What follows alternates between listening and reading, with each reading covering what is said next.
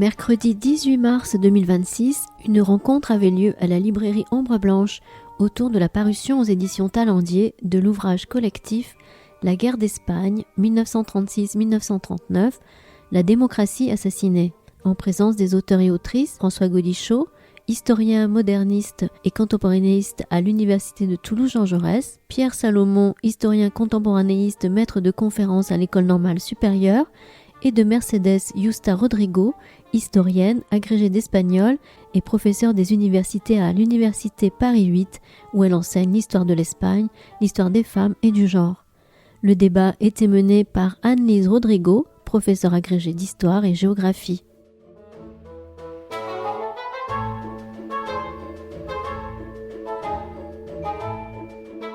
Bonsoir à toutes et à tous. Je ne vais pas prendre la parole trop longtemps. On va la laisser à nos invités du jour, à savoir François Gaudichaud, Pierre Salmon, Mercedes Yusta Rodrigo. Et je vais laisser notre animatrice du jour, Anne-Lise Rodrigo, les présenter plus longuement. Je voudrais juste dire un mot et remercier Anne-Lise de faire l'animation du jour autour donc de ce livre La guerre d'Espagne 1936-1939, la démocratie assassinée aux éditions Talendier. Alors Anne-Lise Rodrigo, elle est historienne, elle est enseignante dans le secondaire en histoire-géographie et tu as travaillé notamment en particulier sur l'histoire des migrations, des réfugiés. Et donc merci encore et merci à nos invités. Un mot aussi pour vous dire que le livre, évidemment, vous pouvez vous le procurer à l'accueil de la librairie à l'issue de la rencontre et qu'il y aura aussi un moment d'échange avec nos invités à la fin de la première heure de dialogue. Donc n'hésitez pas à poser vos questions et voilà, je vous souhaite une belle rencontre et merci encore. Alors bonjour à toutes et à tous. Alors tout d'abord, je vais présenter l'autrice et les auteurs. Donc Mercedes Yusta Rodrigo, vous êtes professeure des universités en histoire contemporaine de l'Espagne à l'Université Paris 8. Vous êtes spécialiste de la dictature franquiste et de l'antifascisme et vos recherches portent notamment sur la résistance à la dictature de Franco et sur les organisations féministes antifascistes. Pierre Salmon, vous êtes maître de conférence en histoire contemporaine à l'ENS Ulm. Vous travaillez sur la guerre d'Espagne en adoptant une approche transnationale, notamment à partir de l'histoire du trafic d'armes. Vous avez fait une thèse remarquée sur le sujet. Et François Gaudichaud, vous êtes professeur des universités en histoire contemporaine à l'Université Jean Jaurès. Vous vous intéressez particulièrement à la question de l'ordre public, tout d'abord durant la guerre d'Espagne, mais plus globalement à partir du XVIIIe siècle en Espagne péninsulaire, mais aussi à Cuba. Vous êtes donc trois grands spécialistes de l'Espagne contemporaine et nous sommes très heureux et heureuses de vous recevoir ici, de plus ou moins loin, pour la présentation de votre ouvrage « La guerre d'Espagne 1936-1939, la démocratie assassinée ».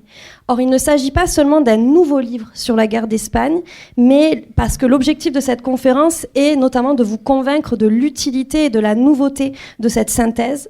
Il faut tout d'abord souligner la qualité formelle de l'ouvrage. C'est une écriture très agréable, une véritable volonté de clarté est présente du livre de bout en bout. C'est une lecture qui n'est pas alourdie par les notes de bas de page, et c'est vraiment très très plaisant, car la nuance se fait dans le corps du texte. Il ne faut pas attendre les notes de bas de page pour voir la nuance. Mon objectif aujourd'hui, c'est d'aborder quelques points de cette synthèse et de vous donner envie de vous confronter à ce que vous savez, ou non, de ce conflit. En rendant disponible au public non hispanophone les historiographies espagnoles et françaises les plus récentes, cet ouvrage marque vraiment l'historiographie de la guerre d'Espagne. Pour apprécier ce livre dans sa juste valeur, il faut commencer par la fin, par la bibliographie indicative que vous propose un excellent bilan historiographique du sujet. Ça veut dire qu'il vous explique comment a été faite l'histoire de la guerre d'Espagne, par qui, et aussi à partir de quels documents. Ce bilan historiographique montre bien que chaque chapitre va remettre en question ce que vous pensez savoir de la guerre d'Espagne et les objectifs de cet ouvrage va être de venir contredire ou de nuancer nos représentations de l'événement, la doxa habituelle sur la guerre d'Espagne. On voit là vraiment une étude de l'événement, la guerre d'Espagne, mais aussi de ses mémoires, de ses mythes. Et c'est tout au long de l'ouvrage que l'on voit que les auteurs et l'autrice ont apporté un intérêt très important aux mots justes, Les mots sont pesés à la façon de Pierre Laborie, et je ne pense notamment à la question du fascisme. On va parler de processus de fascisation. Enfin, vraiment, l'intérêt aux mots est très très important. Donc ma première question est une première question typique d'une historienne, la chronologie. Pourquoi avoir choisi des bornes de l'ouvrage au sein de l'ouvrage qui ne sont pas les bornes classiques 1936-1939 ? Alors, merci beaucoup Anne-Lise.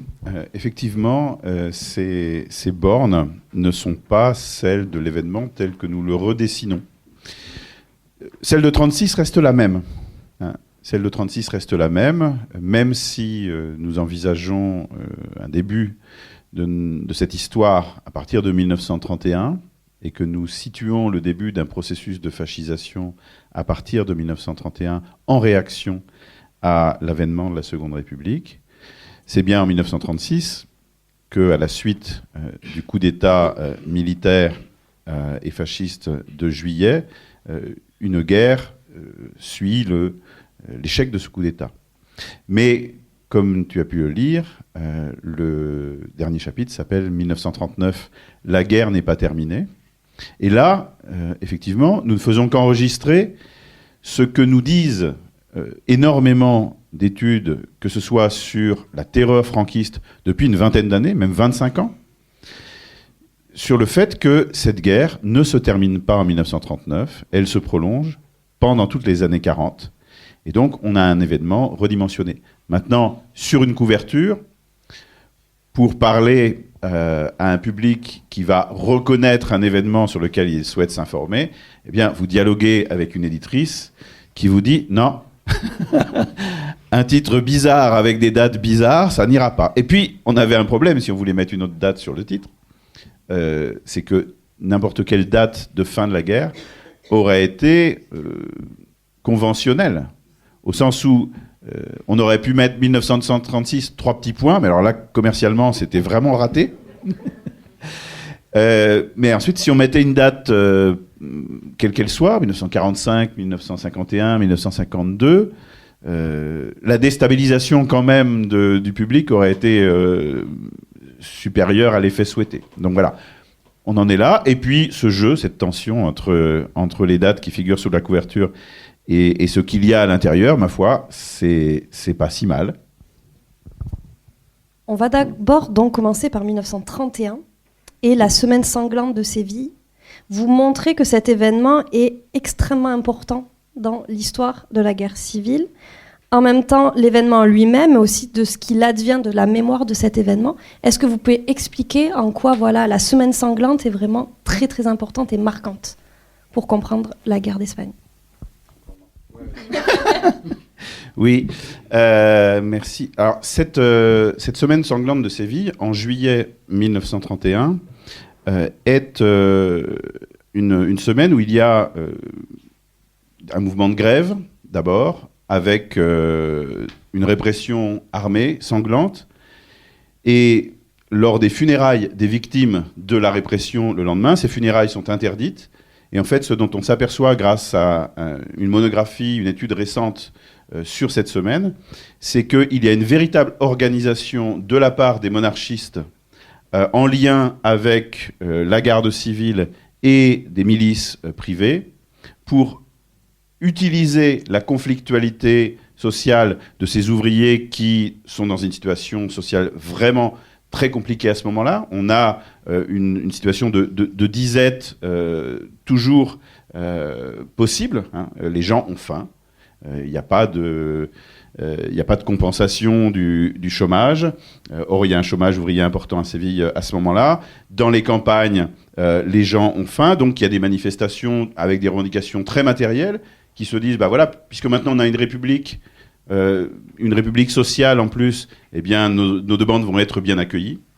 Eh bien non, les demandes sont accueillies à coups de fusil. Et là-dessus, il y a une véritable organisation, une mise en scène qui vise à faire croire à une révolution, qui vise à tracer un signe égal entre république et révolution sociale et chaos. Et à partir de là, se lance une dynamique. Ça a commencé quelques semaines avant, mais c'est vraiment un moment particulier, une dynamique qui vise à transformer toute opposition sociale en en fantôme de révolution, en danger révolutionnaire, avec un véritable système médiatique derrière, et puis qui organise une pression sur la République elle-même pour lui enjoindre de devenir une république d'ordre. Un espèce de défi. La République, si elle veut subsister, doit être un régime d'ordre, ce qui va pousser les gouvernements républicains à une grande fermeté du point de vue du rétablissement de l'ordre, sauf une fermeté avec les instruments dont ils disposent, c'est-à-dire une garde civile qui n'a pas de matraque mais des fusils, donc ça fait plus mal, et ce qui va pousser ainsi à un divorce entre la République et une partie du mouvement ouvrier. Donc c'est vraiment un événement fondateur de ce point de vue-là. Alors on se cristallise là-dessus, mais dans énormément de petites villes et de villages, il y a des scènes qui renvoient exactement à cette semaine sanglante, des manifestations de paysans qui viennent demander soit du pain, soit du travail, qui sont reçus à coups de fusil. Il s'ensuit ou pas une émeute, des arrestations, des prisons, des conseils de guerre dès 1931 contre des civils. Et voilà, le parallélisme entre République et chaos commence à être un thème, et l'ordre public devient un thème central dans cet espace politique. Je pense que je vais encore vous donner la parole, François. Parce que sur la question du chaos, on voit vraiment qu'il y a cette peur constante du désordre, en fait, ou même de la révolution. Le terme révolution, le terme désordre est presque partagé par tous les acteurs. Même les socialistes ont peur, en fait, de cette révolution. Pouvez-vous nous expliquer l'importance de l'ordre social ou du désordre social au début des années 1930 en Espagne? Quelle est vraiment l'importance donnée au niveau politique, enfin, par les acteurs politiques? Bien, depuis le début du siècle, depuis la fin du siècle dernier, les tensions sociales sont extrêmement fortes en Espagne, et la République est apparue même aux yeux de certains monarchistes qui se sont faits républicains. Le président, celui qui devient président de la République, Niceto Alcalá Zamora, a été ministre lors de la monarchie parlementaire. C'est un des porte-parole des grands propriétaires terriens de la province de Cordoue, très catholique. Une partie de ces gens-là ont fait partie du comité révolutionnaire, qui s'appelait Comité révolutionnaire, qui a organisé d'abord, qui était lié à des complots, mais surtout qui a organisé la présentation de listes communes républicaines lors des élections municipales d'avril 1931, qui ont donné la victoire aux listes républicaines. Et il y avait un véritable intérêt de la part d'une partie des propriétaires, d'une partie des gens d'ordre, à ce que la République advienne par les élections et pas suite à une grève générale insurrectionnelle. Parce que ce qui était cherché, c'était un régime qui permette un certain degré d'intégration des masses d'ouvriers et de paysans pauvres, mais l'intégration à un système politique où règne un certain légalisme pacifique. Et pour cela, c'était mieux de le faire avec des élections. Évidemment, sans remettre en cause fondamentalement l'ordre social, sauf c'est-à-dire un système économique, sauf quand même que le programme de la République devient, à partir de 1931, un programme véritablement de progrès social. C'est une République qui s'appelle République des travailleurs de toutes les classes, et qui vise à rendre les droits réels, concrets, à faire des droits qui sont habituellement proclamés et puis on les oublie, de véritables garanties inscrites dans la Constitution. Et là, ça change. Mais on est toujours sur le fil du rasoir, puisque l'injonction faite à la République d'être un régime d'ordre pèse dès le départ, et elle est manipulée par les droites, par les monarchistes, qui savent très bien l'enjeu. C'est pour ça qu'elles en rajoutent, c'est pour ça qu'elles font tout leur possible pour faire dérailler, pour saboter cette transformation de la politique espagnole en une politique légale, en un état de droit, pour le faire dérailler et obtenir, sinon le chaos, du moins l'image du chaos. Et oui, et cette image du chaos est très présente, comme vous le dites, c'est la période de la naissance du photojournalisme, donc il y a un déluge d'images, et l'ouvrage reflète très bien ça, parce que l'iconographie est très importante au sein de l'ouvrage, en noir et blanc dans le texte, mais aussi vous avez des pages en couleur. Comment avez-vous sélectionné ces différentes iconographies ? Dans quel but, en fait? Parce qu'on a des images qui sont à la fois des images de propagande, on a aussi d'autres qui sont des images d'Épinal, vraiment, notamment les représentations classiques de la guerre d'Espagne, comme les miliciennes, qui sont assez classiques. Comment avez-vous choisi et comment avez-vous différencié celles qu'il fallait mettre en couleur de celles qu'il fallait laisser en noir et blanc dans le corps du texte? Alors merci pour la généreuse présentation et puis pour votre présence ici. C'est vrai qu'on a eu toute une réflexion sur ce cahier iconographique, on avait de la place et on a tenu, c'est une guerre de l'image, c'est une guerre en couleurs aussi à cette époque, donc il fallait laisser de la place à toutes ces nuances et toutes ces couleurs aussi. Donc on a, pour sélectionner on a eu deux choix, on a eu des images qui étaient des images qu'on dit patrimoniales, c'est-à-dire qui sont attendues. Vous parlez des miliciennes, tout le monde s'attend, on voit un ouvrage sur la guerre d'Espagne, à voir des miliciennes, mais en même temps profiter aussi de ces images pour avoir un discours, dire très bien, les miliciennes, c'est une image qu'on a toutes et tous vue. Mais pour autant, qu'est-ce que ça représente? Pourquoi à l'époque on prend en photo des miliciennes? Et on se rend compte que quand bien même il y a eu beaucoup de femmes qui se sont engagées dans des proportions inédites à l'époque, elles ont aussi été reléguées à l'arrière pour la majorité d'entre elles à partir d'un certain moment. Donc c'est l'occasion aussi de repartir de ces représentations qu'on peut avoir classiques, je pourrais dire, de la guerre d'Espagne, pour engager aussi un débat à partir de l'image. Ensuite, pour la sélection des photos, il nous semblait important aussi de montrer un aspect de propagande, aussi une approche sociale qui est importante dans cet ouvrage. On voulait du concret, on voulait de la chair, du vivant. Et des images pouvaient nous montrer ça en dehors des images un peu politiques, conventionnelles, des affiches, des photos de montage, quand bien même c'est assez important. Un autre choix aussi peut-être a été d'accorder une place aux images produites par le camp insurgé franquiste lui-même. Parce que quand bien même la guerre des images, on a tous l'idée qu'elle a été gagnée par la République espagnole, le camp insurgé franquiste joue beaucoup sur ces images pour désolidariser de la République. Il a lui-même de la propagande à destination de son propre camp, mais aussi à destination de l'étranger. Donc il nous semblait important aussi de montrer dans cette guerre des images un peu comment les choses pouvaient s'articuler d'un côté ou de l'autre, parce que évidemment chacun joue sur ce ressort. Donc voilà, on a eu de la place pour le faire. On avait encore plus d'images au début. Après, il y a aussi des questions tout à fait pragmatiques de droit, les images de CAPA par exemple, coûtent très très cher.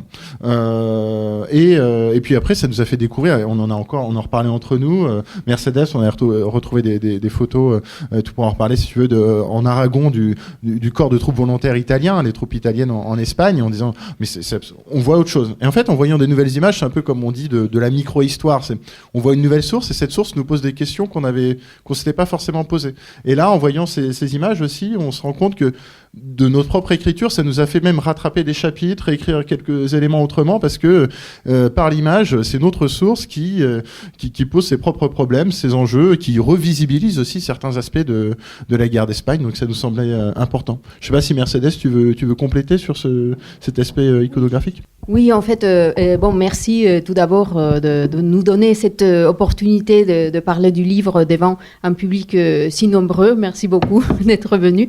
Et en effet, ça a été une partie très intéressante du travail qui nous a pris beaucoup de temps aussi et beaucoup de discussions parce que l'espace était contraint et les coûts aussi. On aurait aimé mettre davantage d'images. Et c'est vrai que, comme dit Pierre, ces images, ça participe aussi à donner de la chair à cette histoire. C'était très important pour nous qu'il y ait aussi les acteurs et les actrices de cette histoire. Et moi, si je peux exprimer un petit regret, j'aurais aimé, par exemple, mettre davantage de photos des réfugiés, mais pas forcément, non seulement les réfugiés de 1939, mais les personnes qui ont été des réfugiés à l'intérieur même de l'Espagne, parce que ça, c'est une histoire qui n'est pas forcément très connue et qui est extrêmement importante et qui reflète bien la souffrance de la population civile, en fait, de tous ces gens qui sont partis des zones qui étaient conquises par l'armée franquiste et qui ont fui dans la zone républicaine pour se retrouver à Valence et notamment en Catalogne dans des circonstances très très difficiles. Le travail humanitaire aussi qui a été extrêmement important et quelque chose aussi qui et qu'on a voulu refléter dans ces images, c'est justement le caractère international de la guerre. Et le fait que c'est une guerre où se sont retrouvées des personnes de nationalités très diverses, évidemment du côté des brigades internationales, mais aussi de beaucoup de volontaires qui ne se sont pas forcément intégrés dans les brigades, et les travailleuses et travailleurs humanitaires, et aussi les troupes allemandes et italiennes. Et justement, ces photos dont parlait Pierre, en fait, c'est un fond photographique qui est dans l'archive de la province de Bolzano, en Italie, qui a été mis en ligne récemment. Et là, on voit les troupes italiennes en Aragon. Et c'est vrai que c'est des images qui moi, m'ont fait un choc, parce que moi, je viens de là-bas. Et en fait, on n'a pas la mémoire historique de cette présence aussi importante, en fait, de ces troupes qu'on retrouve dans ces images à côté de la population, en train de patrouiller alors que les femmes lavent le linge dans la rivière. Enfin, c'est des images quand même très fortes qui montrent la présence tellement importante de ces troupes fascistes et nazis et dans la guerre d'Espagne. Et on a voulu rendre ça aussi, non seulement dans le texte, mais aussi à travers l'image.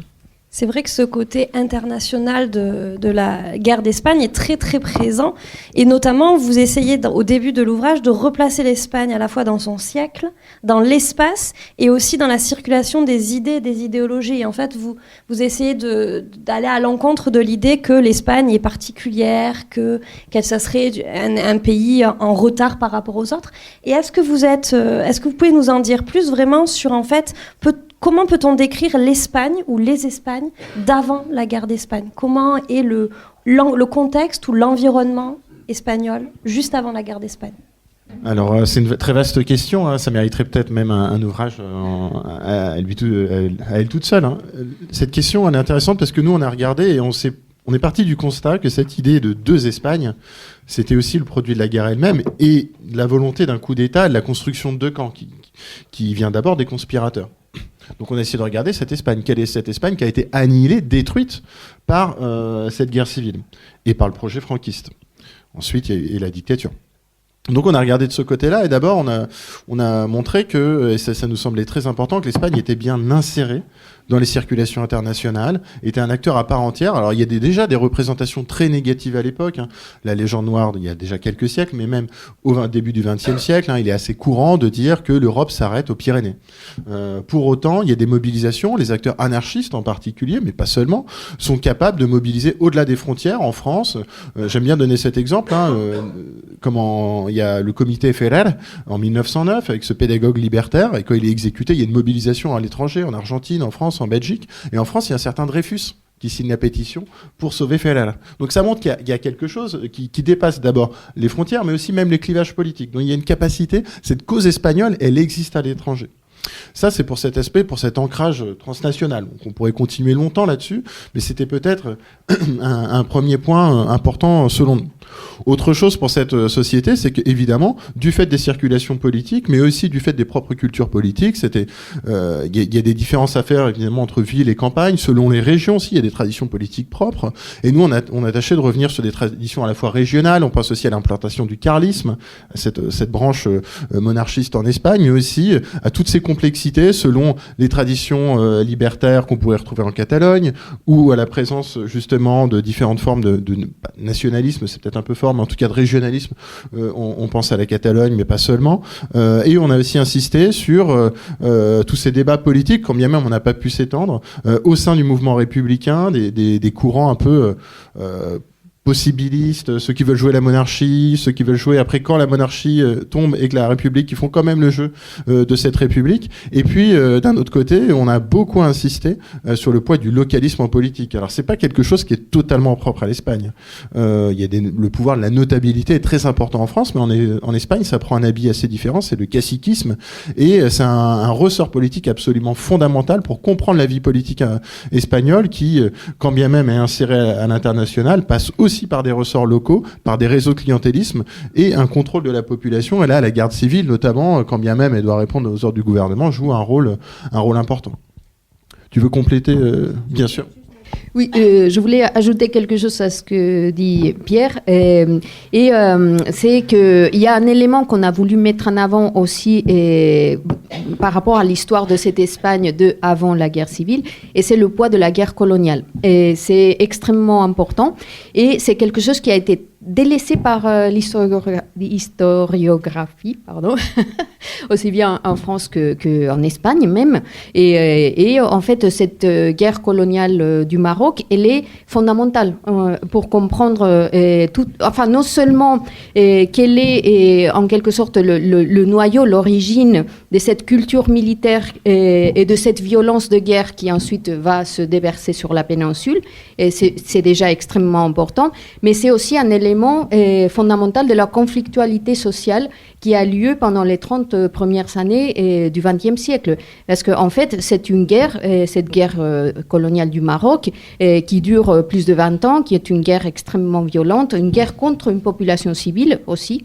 Et en plus, c'est une guerre où vont mourir les enfants des classes populaires.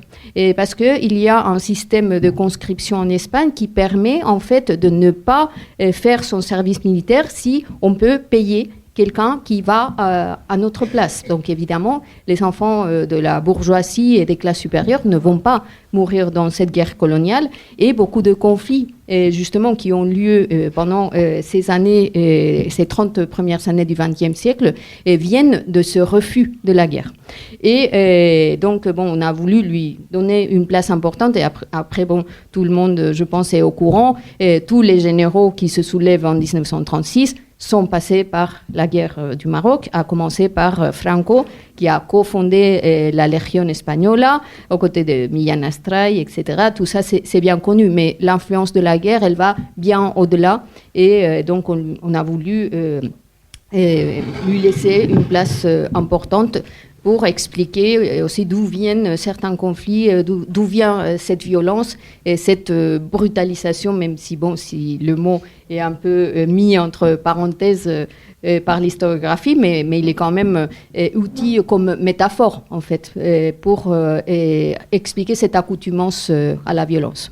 Oui, vous l'expliquez bien, surtout quand vous montrez que la question de l'empire colonial aussi, que ça joue sur la dégénérescence, la question raciale, la question d'une Espagne affaiblie, vraiment, est très très importante. Et vous avez des pages extrêmement puissantes sur le processus de fascisation en Espagne, notamment avec la question de sa capacité d'agrégation des obsessions, des peurs nationalistes.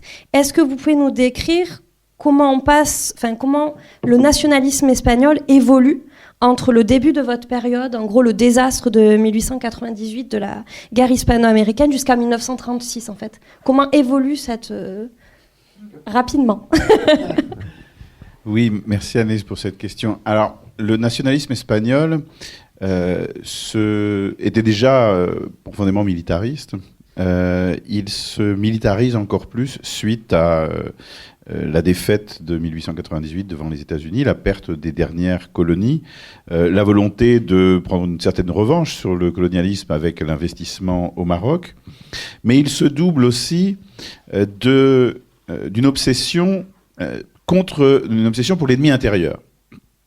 Et le contexte très conflictuel des années 1917-1923, je dis très conflictuel sur le plan social, avec énormément de grèves, de manifestations, de mouvements révolutionnaires, fait que l'armée envisage, l'armée qui est marquée par des complexes, justement ces complexes d'infériorité, de ce qu'on dit ou ce qu'on pense qu'on dit en Europe et dans le monde sur l'Espagne dégénérescente, l'Espagne de la légende noire, etc.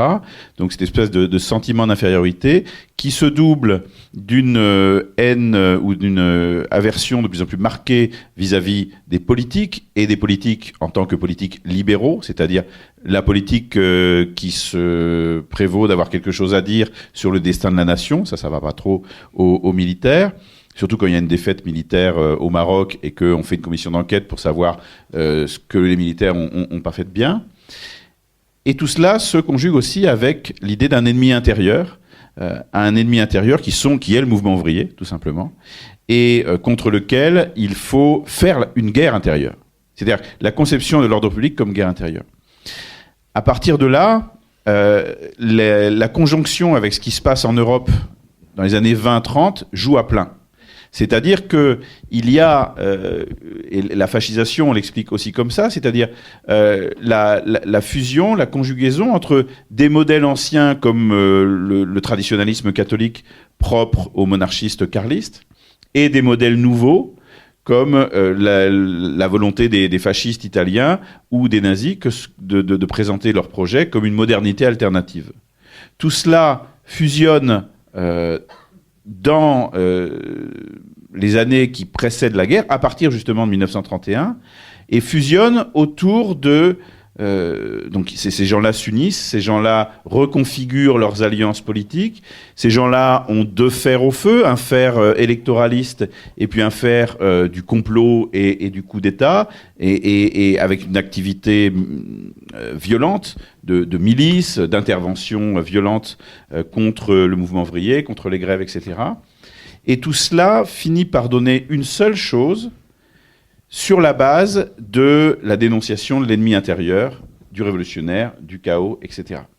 Et tout le monde se range finalement à la solution la plus radicale, la plus excessivement violente, celle qui met la violence au cœur de sa ligne politique.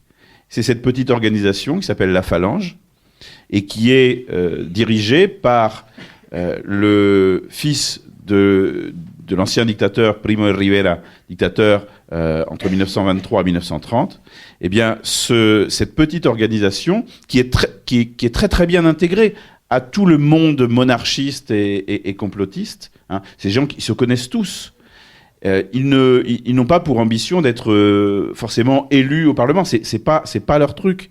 Mais à partir du moment où la solution électorale pour renverser la République apparaît comme finalement ne fonctionnant pas, eh bien, les militants d'autres organisations affluent vers la Phalange et la Phalange joue à plein le chaos,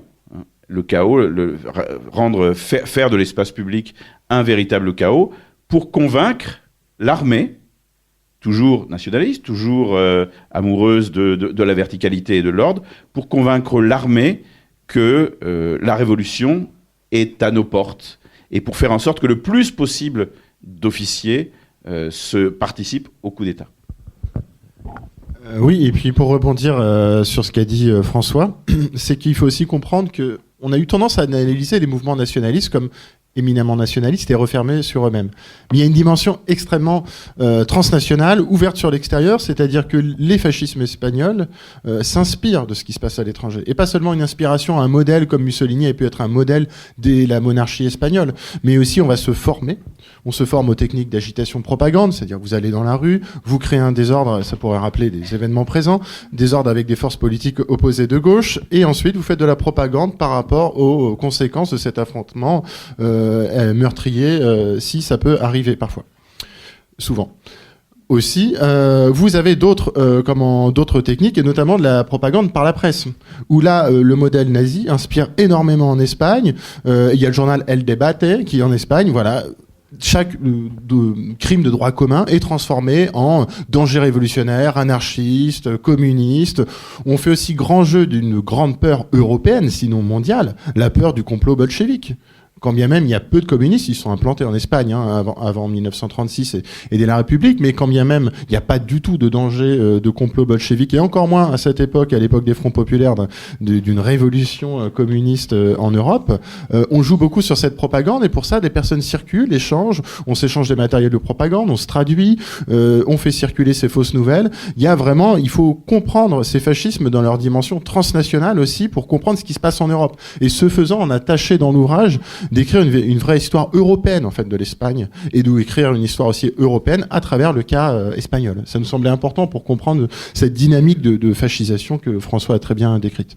Oui, parce que quand on lit certaines pages, ça nous fait directement penser au nazisme, enfin c'est clair. Quand on lit votre chapitre 8, qui est passionnant, certaines pages peuvent directement être utilisées en classe de terminale sur les insurgés contre la République, pour faire comprendre les violences de masse au XXe siècle, avec la question du vocabulaire, du choix des victimes, de la participation des civils. C'est éclairant parce que vraiment on retrouve toutes les analyses que l'on voit au lycée et au collège. Alors je vais directement je vais poser des questions qui sont... Vous évoquez de nombreux débats historiographiques, notamment sur la question de l'extermination pendant la guerre. Vous parlez de génocide, vous parlez de politicide, d'urbicide ou d'autres. Quel est votre avis en tant qu'historienne et historien ? Alors effectivement, ce chapitre il est très important. C'est un peu l'axe en tout cas de cette réflexion sur la violence des insurgés. Et c'est vrai qu'on évoque tous ces débats-là, on ne prend pas forcément parti, parce qu'il nous semblait important de refléter la diversité des interprétations. Et effectivement, il y a tout un débat en Espagne sur comment caractériser cette violence dans l'historiographie espagnole, cette violence qui se déverse dès le premier moment. Et en fait, il y a deux questions qui sont importantes. L'une, c'est effectivement la caractérisation de cette violence, et l'autre, c'est de défaire ce récit qui a été établi de la guerre civile comme une guerre où se produisent deux violences qui finalement seraient équivalentes. Et en fait, l'historiographie espagnole, ça fait longtemps qu'elle a défait cette image d'une équivalence entre la violence franquiste et la violence républicaine, mais c'est quelque chose qui reste quand même dans les esprits. Donc, un des objectifs aussi du livre a été de montrer que les processus, la nature, les objectifs, le déroulement de ces processus de violence politique qui ont lieu effectivement dans les deux arrière-gardes sont très différents. Et en ce qui concerne la violence du camp franquiste, c'est une violence qui est prévue dès les conspirations, enfin même avant le coup d'État. Et dans les conspirations qui sont en marche pour détruire la République, la violence, elle est comprise comme l'instrument par excellence, justement, pour arriver à cette destruction de la République qui est le but premier. Le but n'est pas de déclencher une guerre civile. La guerre, elle est déclenchée par la résistance, justement, d'une partie de la population, de l'armée, des forces de l'ordre, qui font que le coup d'État ne triomphe pas partout, comme c'était prévu. Et ensuite, effectivement, cette violence a une nature exterminatrice. Et ça, on le souligne dans le livre, c'est une violence qui se déverse surtout dans le sud, dans la zone qui est sous l'influence du général Queipo de Llano, qui est celui qui est l'autorité qui contrôle l'armée du sud, et qui est aussi, dans une grande mesure, l'œuvre de cette armée coloniale qui est transportée dans la péninsule par des avions allemands et italiens. Et là, on voit l'influence décisive qu'a eu aussi cette intervention étrangère pour permettre justement le déclenchement de cette violence. Et c'est une violence, en effet, qui est méthodique. C'est-à-dire qu'à chaque fois qu'on entre dans une population, la première chose qui se passe, c'est qu'il y a des assassinats de masse et des personnes qui sont désignées comme des sympathisants de la République. Évidemment, toutes les personnes qui ont eu des responsabilités politiques, syndicales, militants, autres. Mais c'est une violence qui s'étend aussi comme une tache d'huile, non seulement aux responsables ou considérés comme personnes qui occupent des charges particulières, mais aussi à toutes les gens qui sont autour. Et donc, ça fonctionne comme des cercles concentriques. Et du coup, c'est une violence extrêmement puissante et qui a été présentée comme une réponse à la violence qui avait lieu de l'autre côté. Mais en fait, quand on regarde les chiffres, ça n'a pas de commune mesure. C'est-à-dire que dans des populations, par exemple, qui sont prises par l'armée franquiste après une période de contrôle républicain, les victimes sont 10 fois, 15 fois, 20 fois plus importantes. Et donc, ce n'est pas une violence de réponse à une violence préalable, c'est vraiment une violence dont le but est de détruire, en fait, ce camp républicain.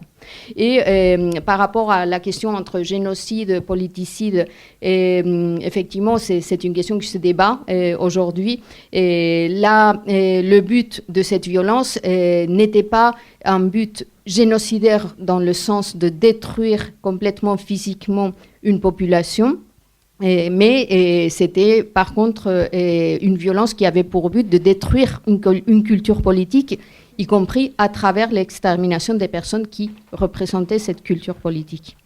Oui, et ce chapitre est très intéressant parce qu'il commence en plus par les charniers. Donc vous commencez vraiment par les charniers. Il y a une image de fosse commune aussi dans les photographies en couleur. Quel est l'impact de la mise au jour de ces charniers dans l'historiographie espagnole et au niveau aussi de l'opinion publique espagnole? Pardon. En fait, je dirais que l'impact, il vient... c'est un impact qui touche d'abord la population et ensuite l'historiographie. Et cela dit, en fait, l'historiographie espagnole a commencé très tôt à ce qu'on appelait entre historiens compter les morts. Mais en fait, ça se faisait à travers notamment les registres des cimetières et il y a eu un travail absolument monumental qui a été fait pour aller dans des populations, dans des villages, compter justement les morts dans les registres des cimetières. Mais évidemment, tous les morts n'étaient pas enregistrés malgré tout. Et il y a eu des livres qui ont été publiés. Un des premiers, sinon le premier, ça a été El Pasado Oculto, qui a été le fruit d'un travail d'un historien que vous connaissez peut-être, Julián Casanova, en Aragon, qui justement a monté une équipe dans les années 90. Donc ça date, c'était au début même des années 90, qui ont compté toutes les morts, les morts dont les causes pouvaient évoquer une mort violente pendant les années de la guerre et au début de l'après-guerre. Et ils ont publié une liste de milliers en fait, de personnes qui avaient été victimes de cette répression. Donc ce travail avait commencé déjà à être fait par l'historiographie, mais il n'avait pas transcendé à l'opinion publique. Par contre, au début des années 2000, il y a un journaliste qui s'appelle Emilio Silva qui, en fait, veut récupérer les restes de son grand-père qui gisait dans une fosse commune avec d'autres victimes de la répression, de la dictature. Et en fait, c'est à partir de ce moment-là, de cette exhumation, de cette première exhumation médiatisée, parce qu'il y en avait eu d'autres à Priaranza del Bierzo en l'année 2000, cette exhumation, elle est très médiatisée et en fait, l'opinion publique espagnole se prend un peu dans la figure ces images de fosses ouvertes avec des ossements de victimes de la guerre et de la dictature. Qui n'avaient pas de présence réelle, en fait. Et là, en fait, ces images, elles rappellent d'autres images, par exemple celles des disparus d'Argentine et de Chili, qui avaient provoqué beaucoup d'indignation dans l'opinion publique espagnole. Il y a eu le cas Pinochet, en fait, mené par le juge Baltasar Garzón. Du coup, il y a une espèce de lien qui se fait et une prise de conscience de se dire, mais en fait, en Espagne, il y a aussi des disparus, en fait. Il y a des disparus qui sont dans des fosses communes qu'on n'a jamais retrouvées. Il y a des familles qui n'ont jamais pu enterrer ces êtres chers. Et tout ça, c'est un choc énorme dans l'opinion publique. Et c'est tout ça qui a donné lieu à un grand mouvement social qu'on a appelé la récupération de la mémoire historique. et un mouvement associatif extrêmement important. Et cette prise de conscience collective, elle a été vraiment très massive et elle a eu des conséquences aussi politiques avec l'approbation d'une première loi de mémoire historique en 2007. Et en ce moment, on assiste peut-être à un retournement de cette tendance. Et en fait, le temps est passé, les générations aussi. Enfin, il y a une génération plus jeune qui n'a pas vécu ce moment et ce mouvement et qui a perdu un petit peu la conscience en fait de toutes ces questions et de l'importance de récupérer justement la mémoire de ces victimes du franquisme. Votre ouvrage aussi fait de l'histoire politique, bien sûr, de l'histoire militaire, mais aussi une histoire sociale de la guerre et notamment de l'expérience combattante. Vous avez des lignes sur la guerre à hauteur de soldats qui sont vraiment très intéressantes. Est-ce que vous pourriez nous décrire l'embrigadement des soldats durant la guerre ? Merci. Alors effectivement, on a voulu écrire pas une histoire militaire par le haut, des grandes batailles, bon, quand bien même c'est important de connaître l'évolution d'un conflit, mais aussi de montrer ce que ça pouvait représenter comme expérience. Et l'historiographie espagnole, depuis une dizaine, vingtaine d'années, a vraiment pris ce pli, si je puis dire, de cette histoire sociale de la guerre. Donc l'expérience quotidienne de la guerre. Et avant d'arriver sur les embrigadements, de montrer que la guerre, c'est d'abord l'ennui. Hein. C'est, malgré les grands films de combattants, la guerre, c'est d'abord ça. L'ennui, l'attente. Le froid, le chaud, la faim. Et puis derrière ça, évidemment, c'est l'encadrement, l'embrigadement.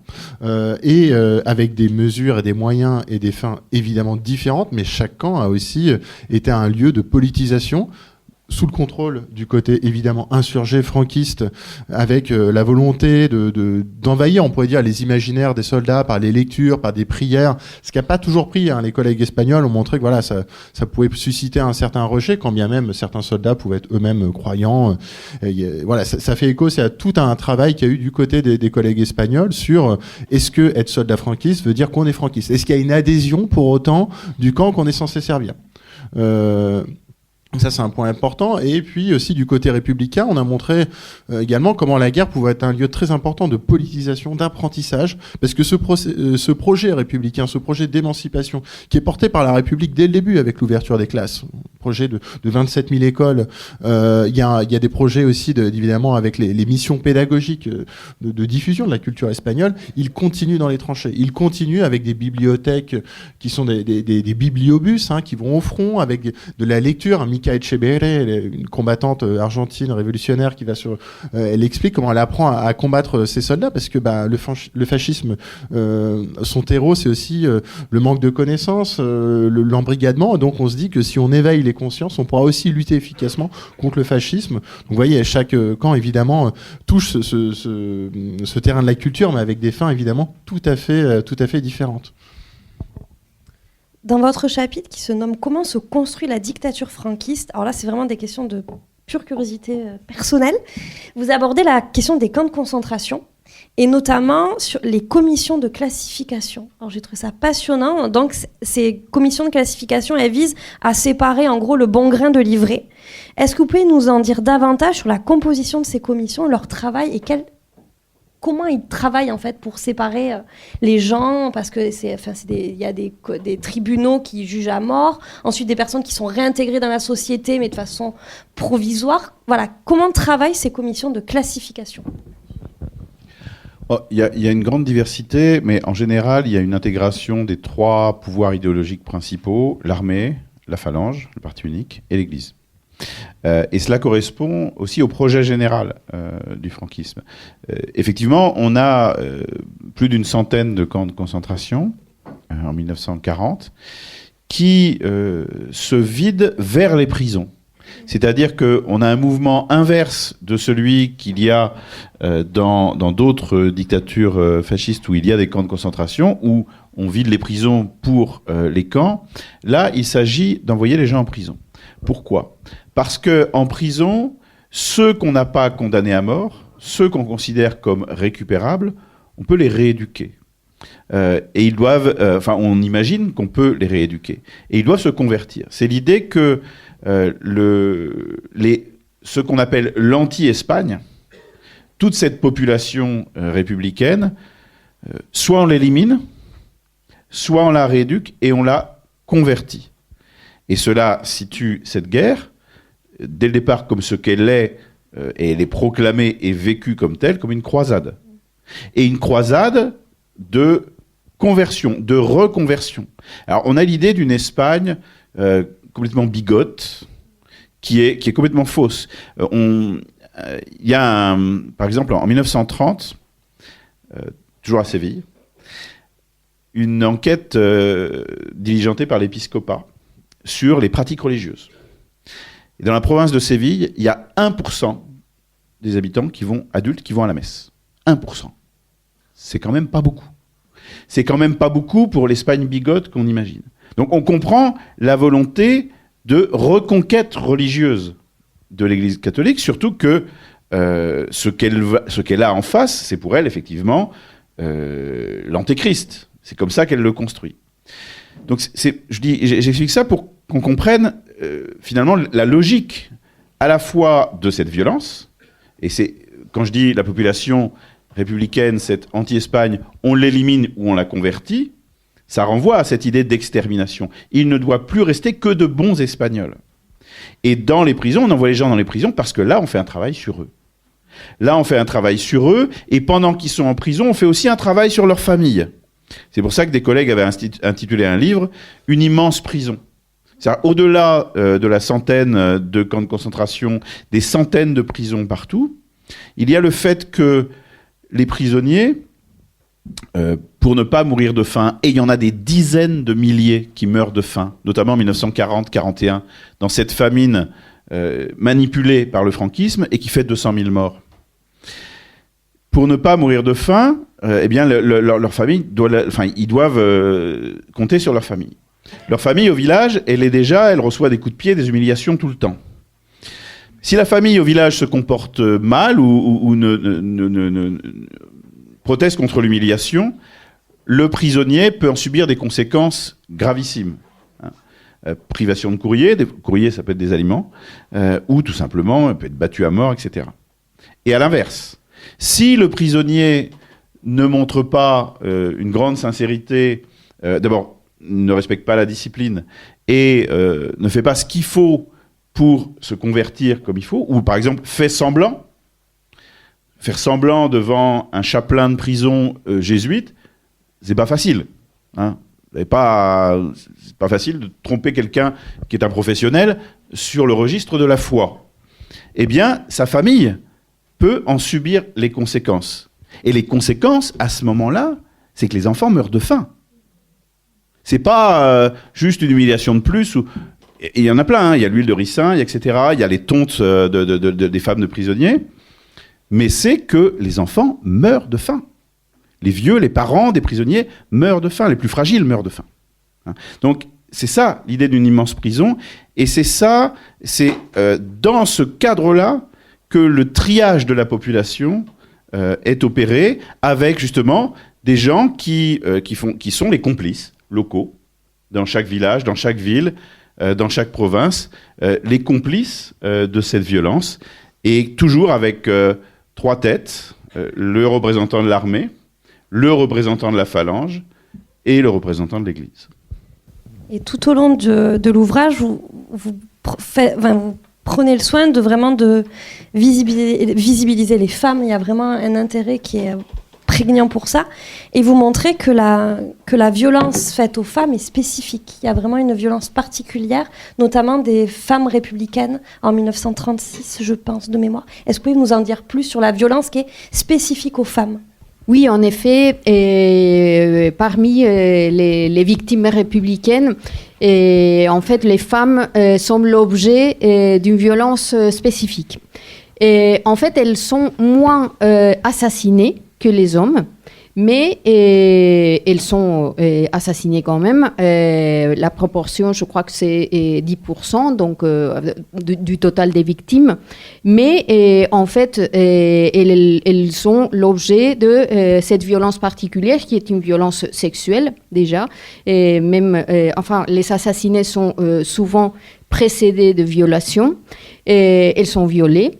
et elles sont l'objet d'actes dont l'objet est de détruire leur féminité, c'est-à-dire la tonte de cheveux, l'ingeste l'ingestion d'huile de ricin qui provoque des diarrhées. Donc, il y a tout un rituel autour de cette violence. On les fait défiler dans la place du village et juste après leur avoir fait avaler l'huile de ricin pour que ce soit vraiment une humiliation complète. Et en fait, pourquoi quel est l'objet de cette violence? En fait, qu'est-ce qu'on reproche à ces femmes? C'est non seulement d'être des opposantes politiques, dont certaines ne sont pas des femmes particulièrement politisées, d'autres oui. Mais en fait, ce qu'on leur reproche, c'est d'avoir transgressé les frontières du genre, c'est-à-dire la place et les fonctions qui sont dévouées aux femmes dans la société telle que le franquisme veut la construire, le franquisme, la phalange et tout ce conglomérat en fait réactionnaire qui est celui qui se rebelle contre la République. Donc ces femmes-là, elles ont trahi cette fonction féminine. On leur reproche aussi d'être les mères, les épouses, etc. des révolutionnaires. Donc elles n'ont pas accompli leur mission en tant que mères, en tant que femmes. Et c'est tout cela qui est puni à travers cette violence. Merci beaucoup. Alors pour conclure, si vous aviez une seule représentation à nous faire oublier de la guerre d'Espagne, laquelle serait-ce ? Oui, je crois qu'on disait l'effet de symétrie, d'équivalence entre les deux camps. Je pense que c'est peut-être, il y en aurait plein, mais c'est ce qu'on a le plus combattu dans cet ouvrage. C'est l'idée que dès 36, on a deux camps prêts à se sauter à la gorge. On n'a pas deux camps prêts à se sauter à la gorge en 36. On a une tentative d'assassinat de la République qui vient de loin, préparée très longtemps à l'avance. Et en face, on n'a pas un camp républicain. Cela se crée pendant la guerre. Et en fait, par rapport à ça, je voulais juste ajouter qu'il y avait une rencontre qui était prévue à Séville il y a quelques semaines, organisée par l'écrivain Arturo Pérez Reverte, dont le titre était 1936, la guerre qu'on a tous perdue, la guerra que perdimos todos. Heureusement, ça a été déprogrammé, mais justement, c'est justement ce contre quoi on a écrit ce livre, et contre cette idée d'équivalence, de tout. On a tous été coupables, et c'est une guerre qu'on a tous perdue. Ben non, pardon, il y en a certains qui l'ont gagné cette guerre et d'autres qui l'ont perdue. Et donc, on espère qu'avec ce livre, on en finira. Enfin, malheureusement, on n'en finira pas d'une fois pour toutes avec ces représentations-là, mais on pense qu'on a des arguments de poids qui vont contre ça. Merci beaucoup. Je laisse la parole à la salle.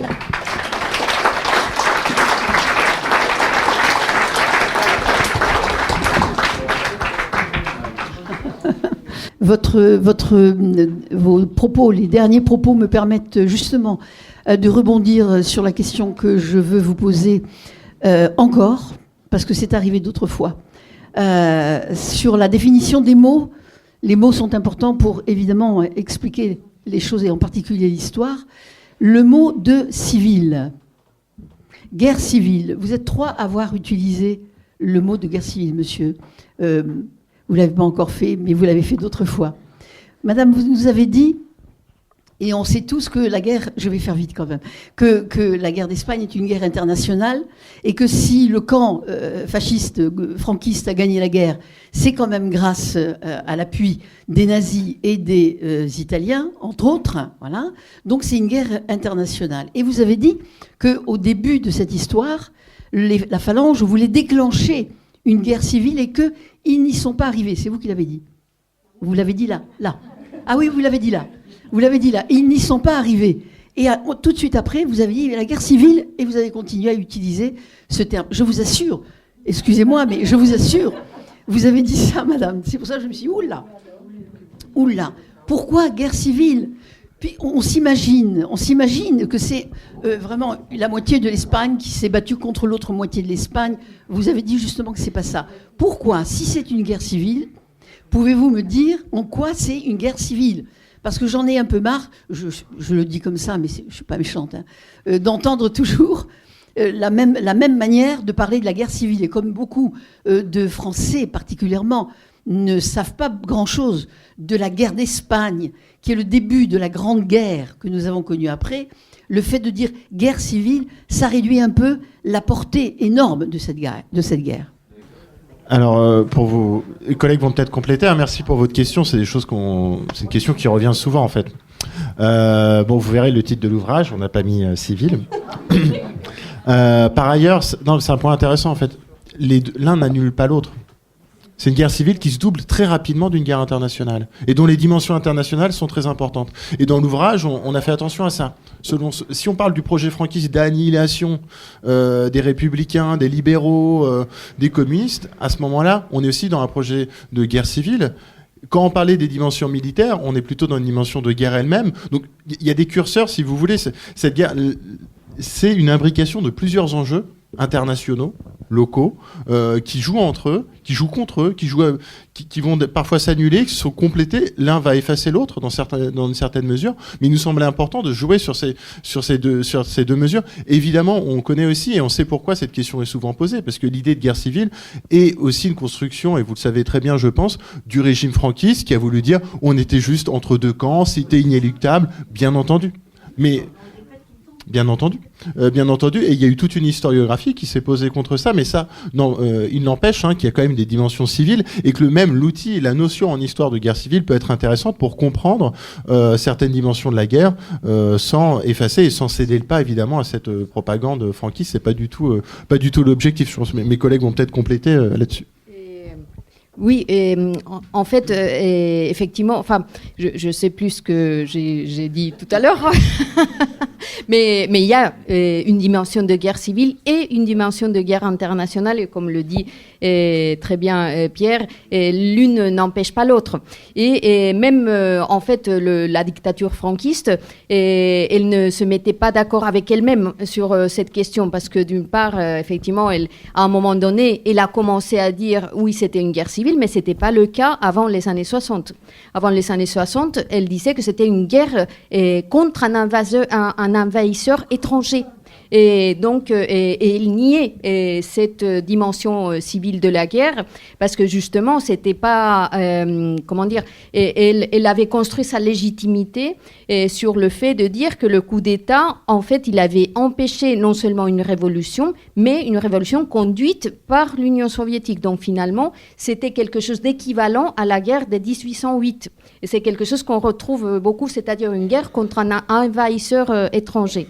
Et c'est quelque chose qu'on retrouve beaucoup dans beaucoup de discours politiques de la dictature, notamment Luis Carrero Blanco, il aimait beaucoup faire ce parallèle en fait entre la guerre de 36 et celle de 1808. Et c'est qu'au début des années 60, quand des histoires de la guerre d'Espagne commencent à être publiées à l'étranger, en France et en Grande-Bretagne, que à l'intérieur de l'Espagne, la dictature commence à réécrire cette histoire et à la présenter comme une guerre civile, mais pas avant, en fait. Et la notion de guerre civile, en effet, elle est compliquée. Et cette dimension de la guerre d'Espagne, on ne peut pas la nier. En fait, il y avait des Espagnols qui se battaient contre des Espagnols. Et ça renvoie aussi au fait que c'est une guerre totale, c'est-à-dire une guerre qui mobilise la population civile. Et le mot civil, ça renvoie aussi à cette dimension de la guerre, qui est une dimension, en fait, où tout le monde est mobilisé et personne ne peut finalement rester à l'écart du conflit. Et je pense que François, qui a beaucoup écrit sur cette question des noms de la guerre. Oui, alors effectivement, chaque nom de la guerre charrie un sens particulier. Et l'expression guerre civile, en particulier en Espagne, a été utilisée pour dépolitiser complètement la guerre, pour en faire une guerre du frère contre le frère, voilà, le malheur absolu, la folie collective, etc. Et finalement, déresponsabiliser les principaux responsables, c'est-à-dire les auteurs du coup d'État et ce processus de fascisation. Mais justement, si nous on insiste sur une autre chronologie, sur l'idée qu'il y a eu un processus de fascisation qui a émergé à partir du printemps 1931, qui a connu un moment de particulière intensité au moment du coup d'État en juillet 1936, et qui s'est prolongée malgré une résistance formidable. Résistance formidable qui, pendant 2 ans et demi, 3 ans, a pris la forme d'une guerre presque conventionnelle, avec des grandes armées de chaque côté. Mais résistance qui s'est prolongée aussi pendant toutes les années 40. Donc on a un processus. Ce livre, on aurait pu l'appeler la fascisation espagnole. On en aurait vendu 4. C'est aussi ça la question. Et c'est pas seulement une question des dates, parce que on pourrait, l'objet finalement qu'on dessine, c'est cet objet-là, d'un processus qui commence au printemps 1931 et qui va au moins jusqu'à la fin des années 40 et qui passe par une guerre qualifiée de manière tout à fait diverse par les acteurs.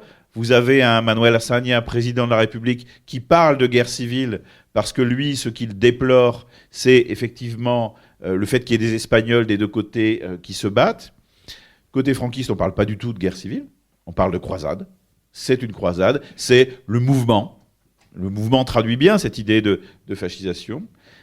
Et en face, on parle de guerre antifasciste ou de révolution, ou les deux. Il n'y a que après, c'est après les guerres, qu'on appelle civiles, qu'on parle de guerre civile, ce qui implique toujours d'accorder aux combattants des deux côtés la même dignité de citoyens de la nation, de membres de la nation. Et alors, pendant les guerres civiles elles-mêmes, c'est impossible. Puisque l'autre, justement, c'est l'anti-Espagne, l'anti-France, etc., etc. Donc c'est un mot qui est, en plus de son contenu extrêmement complexe, toujours énormément chargé politiquement, que personnellement, j'essaye d'éviter, justement, mais quelquefois, voilà, il fait aussi partie du registre commun, et on est amené à l'utiliser pour communiquer. Merci, merci pour cette présentation et bonsoir. Juste une petite question, oui, puisque vous avez abordé plusieurs fois la question de l'international, donc des fascistes italiens, des nazis allemands, des staliniens russes. Et en ce qui concerne la question donc, qui est souvent oubliée, des Marocains, en fait, et la manière dont les Marocains, et le lien entre la République, les révolutionnaires, puisque bon, voilà, il y a... Enfin, vous avez dit que les mots sont importants. C'est vrai qu'en fonction de l'historiographie dont on est plus ou moins héritier, on va parler soit de guerre. Moi, je parle de révolution parce que je suis plutôt anarchiste. Donc, évidemment, la guerre m'intéresse peu au final. C'est la révolution qui, moi, dont la sève me paraît intéressante. Mais par contre, le lien entre, donc, justement, la question des révolutionnaires ou de la République et de la colonie marocaine, de la possibilité, puisque visiblement, il y a eu des tentatives je sais que la CGTSR avait plus ou moins un plan pour libérer Abdelkrim qui était dans une loge kanak, par exemple. Donc là, qu'est-ce que vous en avez fait de ça? Et puis aussi, justement, cette armée marocaine, qui était donc une armée en campagne chez le colonisateur, donc on peut comprendre qu'ils se soient comportés comme des sagouins, et que par ailleurs, en fait, il y a quand même eu un certain nombre, je suis tombé sur quelques travaux rares d'historiens marocains qui parlaient de par exemple, le fait que des gamins de 14, 15 ans étaient enrôlés manu militari du côté franquiste, enfin marocain, je veux dire. Donc, cette question-là, comment est-ce que vous l'avez abordée? Est-ce qu'il y a des choses qui sont apparues dernièrement, etc. Merci. Merci pour la question. Alors, effectivement, c'est une question passionnante, mais on avait une commande qui était 800 000 signes. On aurait pu... évoquer justement ces tentatives qui n'étaient pas seulement le fait de la CGTSR, c'est-à-dire du syndicat anarcho-syndicaliste français, mais aussi qui partait de Barcelone, de la part de la direction régionale de la CNT, de prendre un petit peu les franquistes à revers et de d'aller susciter de nouveau une guerre dans le Rif, sur les arrières, effectivement, sur les arrières des franquistes. On sait aussi la présence de volontaires marocains du côté et algériens du côté républicain, parmi les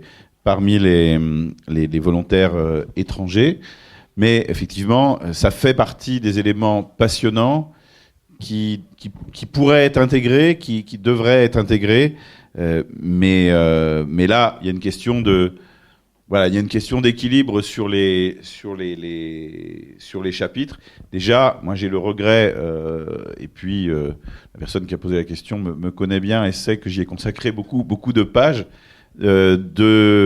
d'avoir dû limiter énormément la place que j'ai pu accorder justement à cette révolution de l'été 1936 et à son devenir, son étouffement par la suite.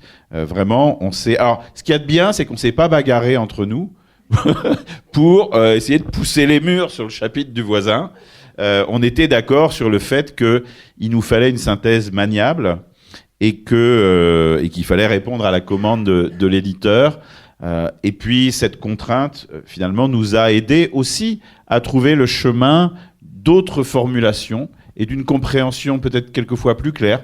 Je pense traduire le sentiment de mes collègues en disant que j'ai compris des choses en les écrivant d'une nouvelle manière grâce à cette contrainte. Maintenant, effectivement, il y a d'autres choses à écrire. Je me rappelle d'une commande que m'a fait avec à moi et à un collègue espagnol les éditions Agone il y a quelques années, d'écrire une grande synthèse sur la Révolution espagnole.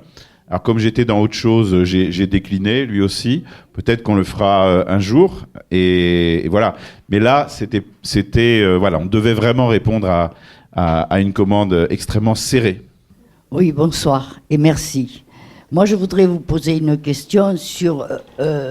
vous avez parlé c'était une armée coloniale. Et moi, j'ai toujours eu le sentiment qu'ils ont continué une armée coloniale avec les leurs, c'est-à-dire écraser tout sur son passage. Ils se sont comportés comme des coloniaux qu'ils étaient. Et j'ai entendu quelqu'un parler de colonialisme, c'est pour ça que je me permets de rajouter ceci. Merci. Merci pour votre question. La dimension coloniale est vraiment importante dans l'ouvrage. On s'y est attaché parce qu'il y a d'une part le recrutement d'une armée coloniale et pour rejoindre justement, pour répondre aussi à la question qui était posée, on consacre sur la question des recrutements des soldats marocains. Ils sont à peu près 80 000 à combattre dans les rangs de Franco et parfois sous la contrainte. C'est pas seulement de l'adhésion, de la lutte contre les infidèles comme des fois on a pu le lire. Et on s'est attaché pour comprendre en fait cette violence. Pour rejoindre ce qu'a dit Mercedes et complétera peut-être après moi, il y a une violence qui vient de loin. Évidemment, la dynamique de fascisation elle est importante, mais il y a aussi cette guerre coloniale, ses usages, et dans la guerre coloniale, de l'asymétrie dans le combat. La déshumanisation de l'ennemi. Ça, c'est des points importants. Et en fait, en posant cette question-là, on a aussi essayé d'apporter notre grain de sel dans le débat sur la fascisation. Est-ce que la violence fasciste ? En fait, la violence fasciste, c'est aussi une violence qui, à chaque fois, a été éprouvée sur des terrains coloniaux. Bombardement de la population, déshumanisation de l'ennemi, massacre de masse, viol, le fait d'exhiber aussi les corps ennemis. En fait, énormément de pratiques qui ont parfois été vraiment éprouvées par les mêmes soldats, par les mêmes officiers, ont été ensuite reproduites. Et par ailleurs, avec des processus d'amalgame qui existaient d'ailleurs même avant la guerre, où on compare les extrémeignes à des rifains. On dit voilà, c'est des rifains de plus, vous voyez. Donc on compare aussi cette population ouvrière, ces rouges, à des indigènes. Et donc on a par conséquent la volonté d'exercer contre eux la même violence. Donc ça a dit peut-être, et finalement c'est une question qui est posée, c'est peut-être voilà, un point dans le débat, mais ça interroge sur le lien entre fascisme et colonialisme aussi. Oui, pour revenir un peu sur la première question qui a été posée, pourrions-nous dire que la guerre d'Espagne, en fait, est la première bataille de la Seconde Guerre mondiale, pour regrouper, enfin, élargir la signification réelle de cette guerre? Merci. J'ai tendance à répondre non. Je vais vous dire pourquoi. Mais en fait, je peux répondre oui si selon une autre perspective. Pourquoi je réponds non spontanément ? Parce que pendant la Première Guerre mondiale, vous avez une alliance entre les démocraties libérales et l'Union soviétique contre les pays fascistes. Pendant la guerre d'Espagne, les démocraties libérales s'abstiennent. Et en particulier l'Angleterre, c'est une abstention hostile. Hein. Donc, le schéma d'ensemble n'y est pas. Ensuite, on sait que cette idée de la répétition générale, comme s'il s'agissait d'une pièce de théâtre, elle est aussi le résultat de la propagande républicaine notamment pendant l'année 1938, en direction des opinions publiques françaises et anglaises, pour dire attention, ce qui se passe chez nous, ces bombardements de villes ouvertes, etc., c'est ce qui va se passer demain chez vous. Donc c'est quelque chose qui s'installe c'est quelque chose qui s'installe dans le sens commun.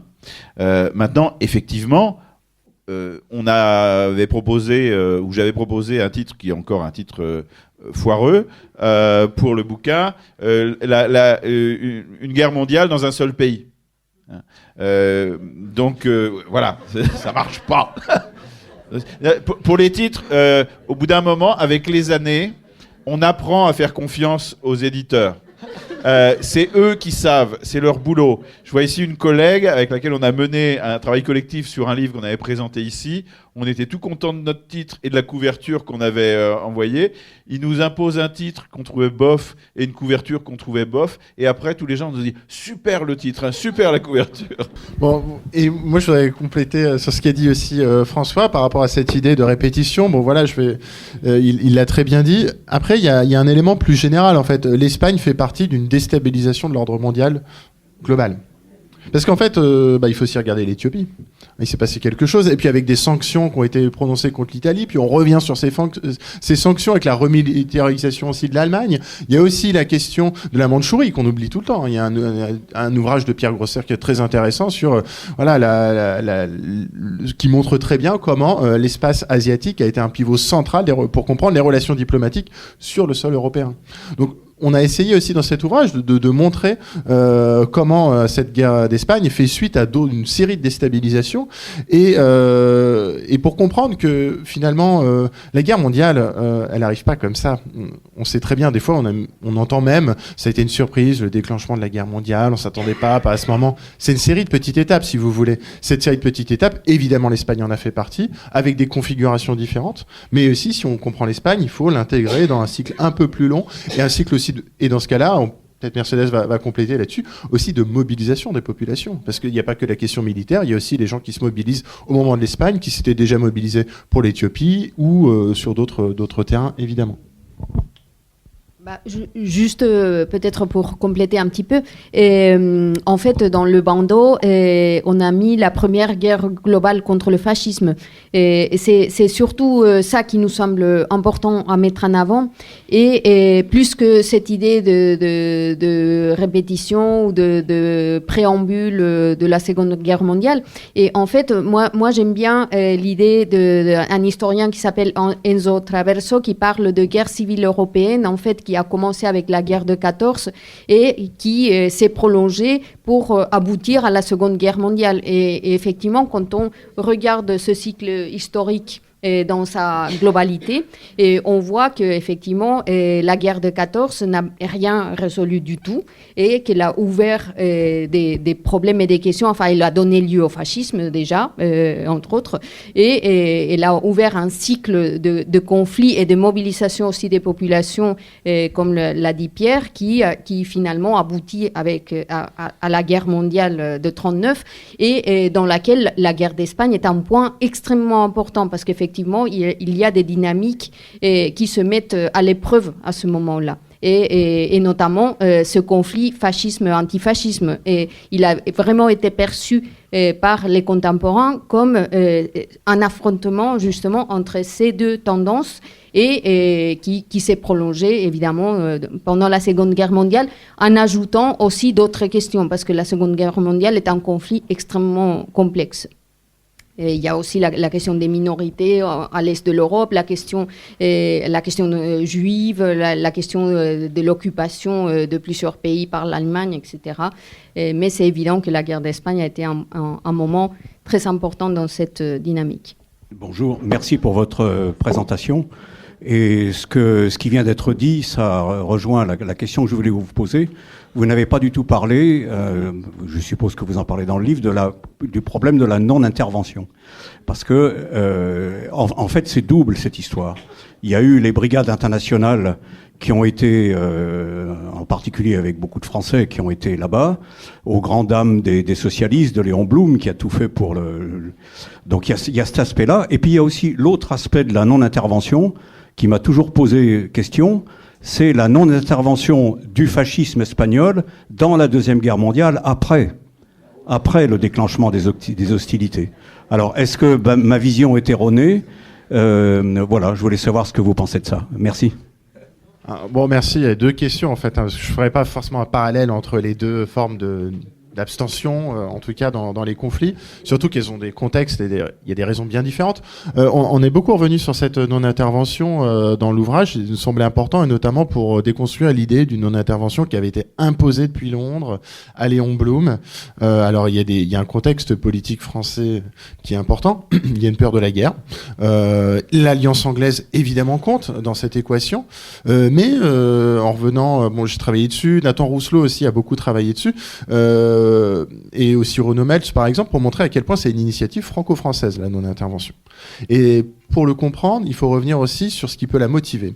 Et ça, c'est aussi la peur de la guerre et de la révolution. La peur de la contagion révolutionnaire anime énormément les dirigeants français. Parce que on a quelle image de l'Espagne ? Et là, je reviens sur ce qu'on disait sur la propagande. Bah, c'est les atrocités. Quand on est en France, on a les diplomates qui sont pas forcément du même corps social, on va dire, que les révolutionnaires, transmettent cette peur. La presse montre l'image de bonnes sœurs qui ont été violées, parle de ça, en tout cas, donne des images d'assassinats, dit voilà, la République, c'est la révolution bolchevique, on réanime certains imaginaires en disant voilà, ne vous engagez pas là-dedans. Et ça compte dans la décision de Léon Blum. Et pour le comprendre, il faut regarder quand est-ce qu'on relâche cette non-intervention. On relâche la non-intervention quand on a l'image d'une République d'ordre. On le dit, et dans les rapports, c'est très clair, on dit ça y est, c'est le coup d'État à l'envers, les bottes sont revenues en Espagne. On peut aider ce camp. Et ça permet de comprendre un peu la posture de la France, qui n'a pas voulu s'engager dans un conflit qui pouvait être une sale guerre, si vous voulez, ou en tout cas un conflit qui lui échappait. Donc il fallait canaliser cette aide. Et d'ailleurs, ce relâchement de la non-intervention n'a jamais été précoce ni durable, quand bien même des avions et du matériel a été envoyé au tout début du conflit, mais pendant 1 an environ, voilà, on ferme bien solidement la frontière.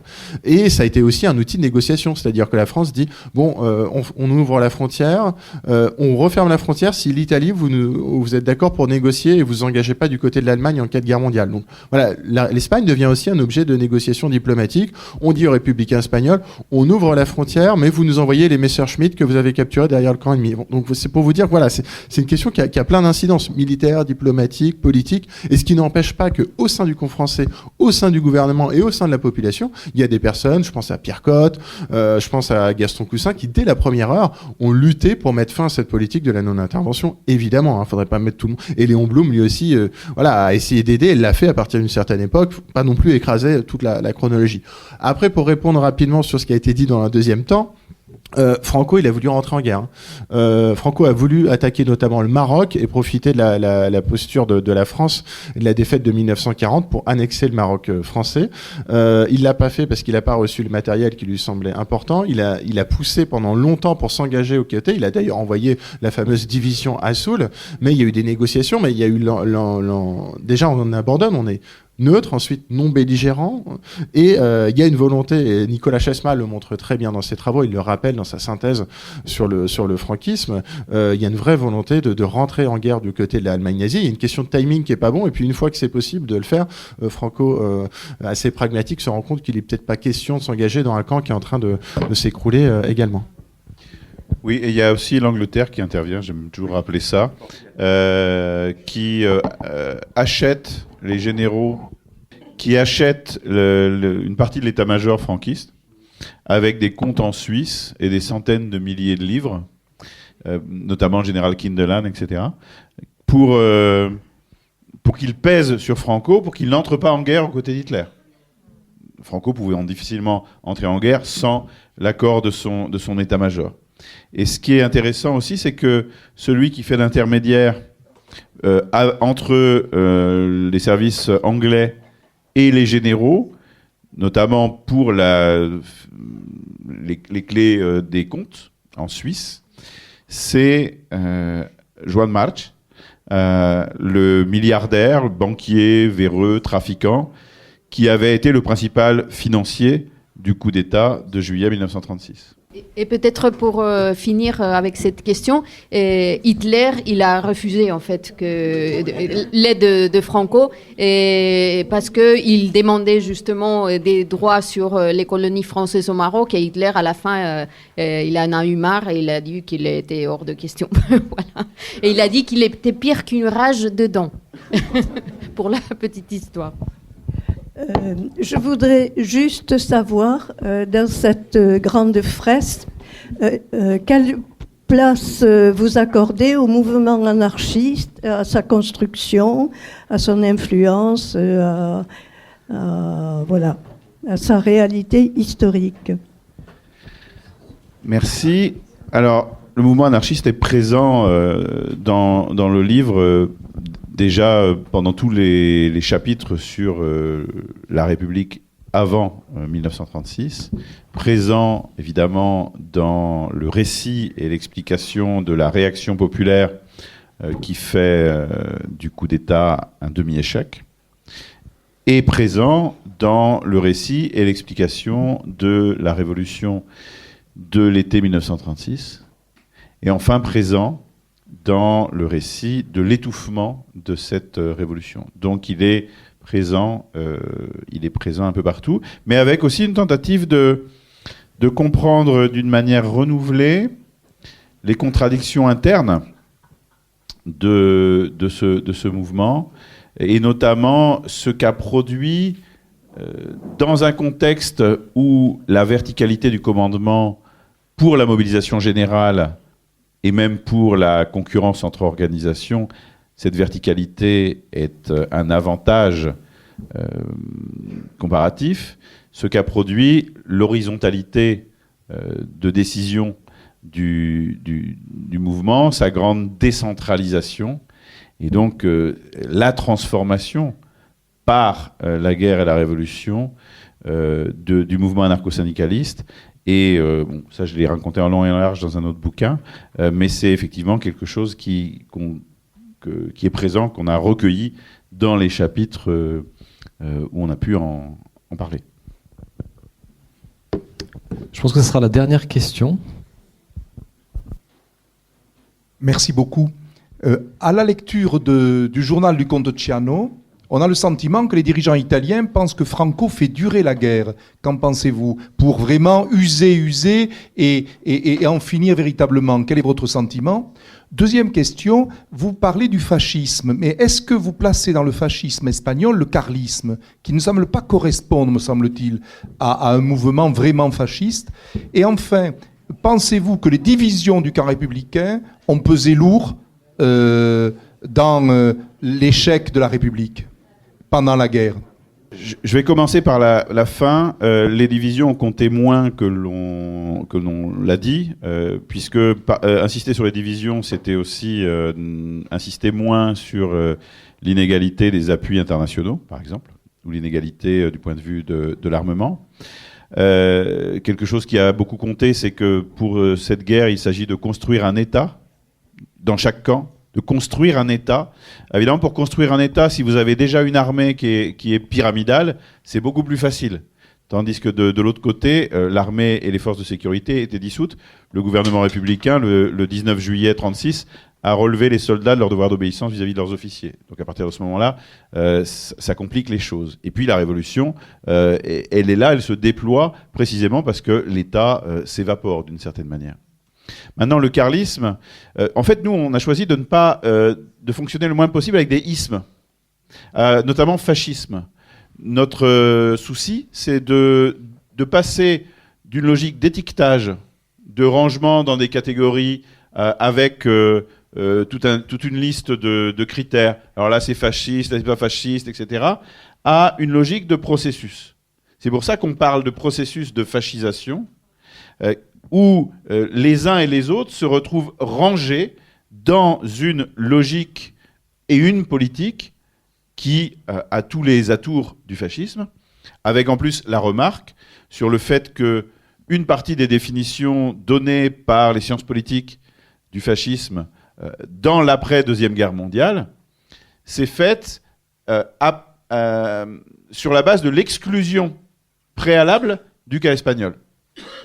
Et donc, les définitions étaient viciées d'une certaine manière. Mais plutôt que d'entrer dans des débats d'apothicaires ou d'entomologistes sur l'étiquetage, on préfère parler de processus, parce que ce qui permet le mieux de comparer justement les destins des différents pays, c'est les dynamiques, c'est les processus de fascisation, sans qu'on passe des heures à se chercher des poux sur la réalité ou pas des ismes. Juste pour ajouter un point à cette question du carlisme, en fait, on en parle quand même dans le livre, et notamment c'est qu'on explique, c'est que, enfin, le carlisme n'est pas un fascisme, ça c'est sûr, c'est une idéologie extrêmement réactionnaire, mais justement c'est en partie ça qui est la différence du fascisme, parce que le fascisme est un modernisme traditionnaliste en quelque sorte, ou un traditionnalisme qui se veut moderniste. Par contre, ils ont beaucoup de points en commun. Et notamment cette nostalgie d'une époque impériale fantasmée, et la question de la religion catholique, parce que les phalangistes espagnols, ils sont catholiques en fait, et ça ne les empêche pas d'être fascistes pour autant. En fait, ce qui va se passer, c'est que Franco va les fondre dans cette organisation qui s'appelle Falange Española Tradicionalista y de las Juntas Ofensivas Nacional Sindicalista, c'est-à-dire qu'il fait un mélange de tout ça et il crée el movimiento, le mouvement. Et ils se retrouvent tous là-dedans, et finalement les carlistes qui sont très minoritaires sont très effacés dans ce mouvement où pendant une bonne période de temps, c'est les phalangistes qui mènent la barque, mais finalement c'est Franco qui domine tout ça, parce qu'il est le chef du mouvement. Et je passe la parole à Pierre. Oui, pour la question de la guerre lente, c'est une notion qui a été longtemps débattue dès le début du conflit, et puis ensuite de dire que Franco préférait une guerre d'épuration à une guerre militaire, en gros une victoire lente, une guerre lente pour profiter de cette épuration. Il y a eu pas mal de débats autour de ça. Certains disent d'un côté que Franco était totalement incompétent au niveau militaire, qu'il était incapable d'avancer, qu'en fait il a subi la situation, donc la guerre était lente malgré en raison d'une absence de compétences, d'une armée peu moderne, d'une aide italo-allemande importante mais peut-être pas suffisante, et d'un autre côté que ça aurait été tout le contraire. Nous on met un petit peu la balle entre les deux, si vous voulez. D'un côté, oui, il a aussi pâti de temps en temps, comme c'est connu pour l'Alcázar de Tolède, il a évidemment détourné pour une opération qui était une opération de propagande, mais aussi sur la route, il y a des vraies opérations d'épuration. Donc il a aussi d'un côté, quand des opérations étaient très lentes, profiter de cette lenteur des opérations, si vous voulez, pour épurer. Mais l'épuration ne s'est pas arrêtée à ces opérations militaires, en fait. Donc, faire ce débat de guerre lente aussi, il oublie, d'un côté, le fait, on dit en 1939, la victoire est arrivée, mais pas la paix. Donc, on continue d'épurer militairement. Donc, il n'y a pas toujours un lien entre le front et l'épuration. Et puis après, pour revenir sur la question et compléter ce qu'avait dit François sur cette question des responsabilités de la guerre, bon, évidemment, c'est un débat, et aussi des déchirements internes. Les socialistes reprochant aux anarchistes, et inversement, les communistes, la responsabilité de la défaite. François a déjà donné un panorama excellent. Je rajouterais en plus, par exemple, les diplomates. 90% des diplomates, à la fin de l'année 36, sont passés côté franquiste ou se sont mis en retrait. Il faut tout reconstruire. Donc moi, et l'ouvrage, je pose la question autrement. Comment la République a fait pour résister aussi longtemps dans des conditions aussi hostiles? C'est une des questions de l'ouvrage.